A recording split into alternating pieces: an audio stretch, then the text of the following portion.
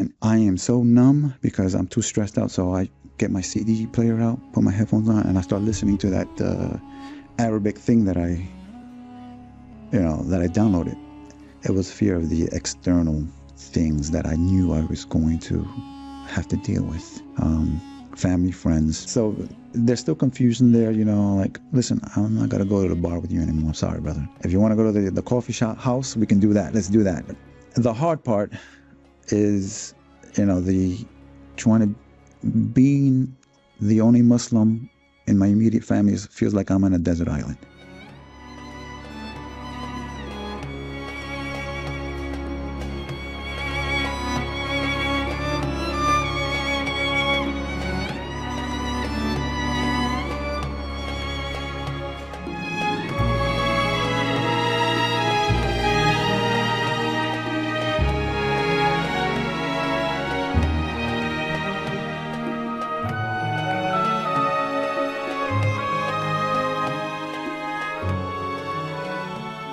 My name is Jacob Marino. I live in Yonkers, but I will have to add I was born and raised in the Bronx. But yeah, I'm a 15-year resident of Yonkers now. I grew up in the 80s in New York City, the quote-unquote crack era. And, it was quite an adventure because all I saw in the South Bronx was destruction. It looked like a war zone. Torn down buildings. There's a famous picture of like Jimmy Carter looking like lost, exploring the Bronx because it was so bad. And that was my childhood. Destruction and negativity all over the place.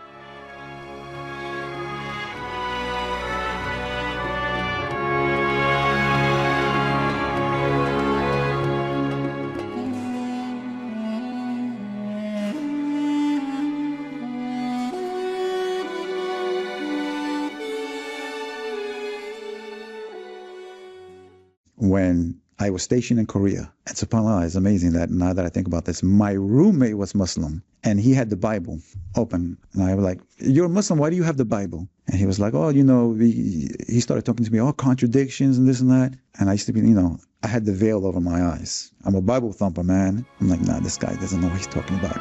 He's my roommate, we're in the army.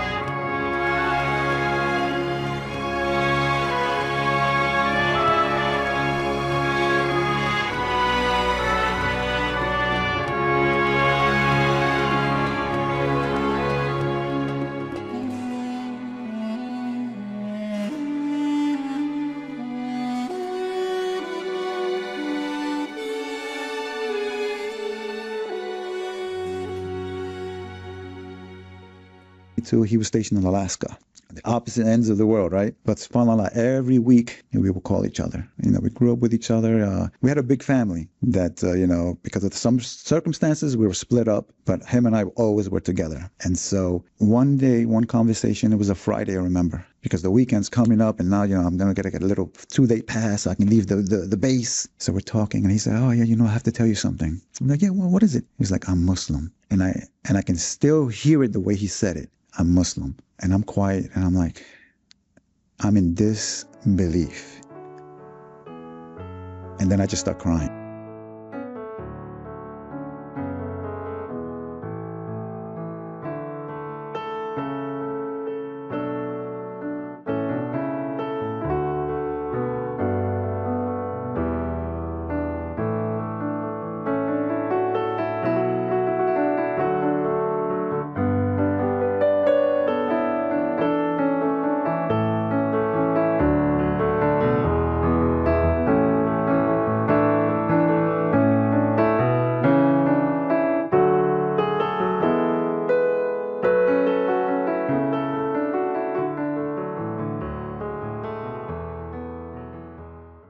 I am so numb because I'm too stressed out. So I get my CD player out, put my headphones on, and I start listening to that Arabic thing that I downloaded.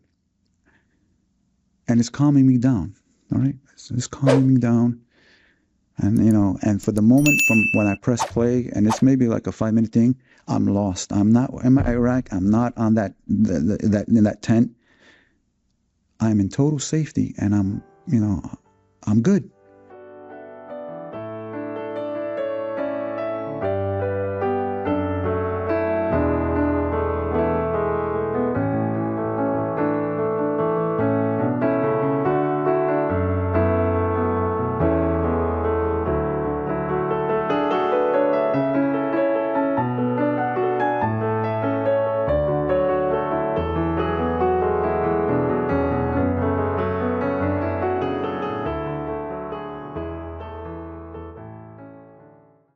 want to talk about Islam. You know, he said, oh, the Imam's on his way. The Imam gets there. And I told him, yes, you know, I read the Quran and, you know, I think I want to go toward Islam. And the Imam was like, okay, you know what, take your time, learn more, and then when we come back, you can take your Shahada. I said, no, I'm ready now. I want to take my Shahada. So he said, okay, so I took my Shahada.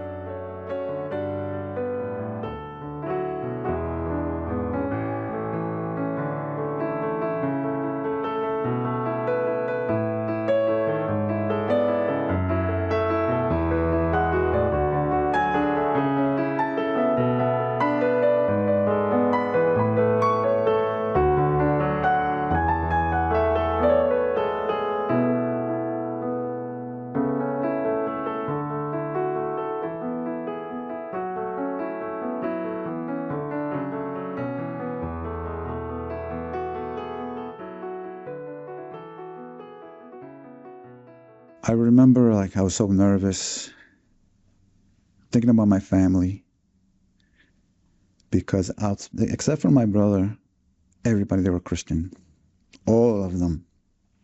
There was fear, but not fear of Islam. That part I wanted. I definitely wanted that. It was fear of the external things that I knew I was going to have to deal with.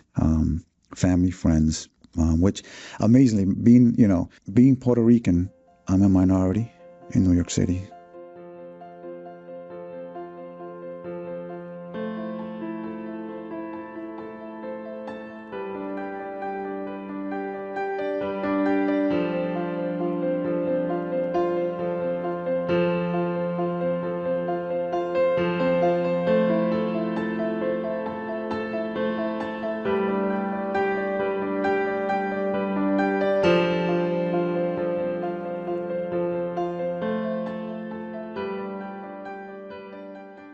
There's still confusion there, you know, like, listen, I'm not going to go to the bar with you anymore. Sorry, brother. If you want to go to the coffee shop house, we can do that. Let's do that. But, you know, just a few things in my life has changed. There's certain places I'm not going to go with you, but there are great substitutes that we can do. Family members, you know, there's a lot of denial there on their part.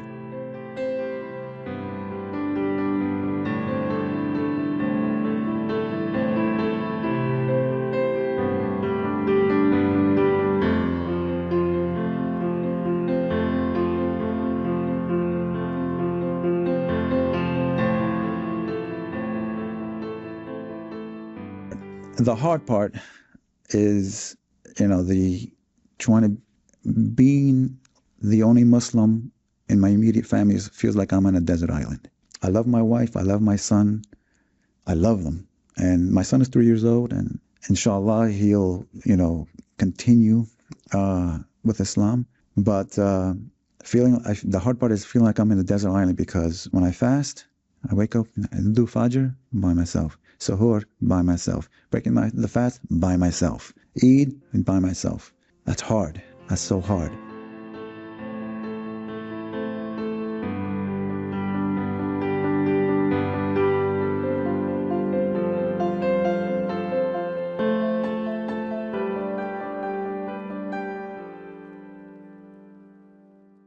So it was, he signed it. And there are stipulations in it. He signed it, and it was endorsed, and then it has to go through different ranks to the base commander, which is a colonel, and where I was. And so he endorsed it. And so, alhamdulillah, I'm like, good, I can grow my beard. So I'm walking around in uniform with a beard, and people looking at me like, who the hell is this guy? You know, like weird, because you don't see that. You don't see that. But again, it's a form of dawah too.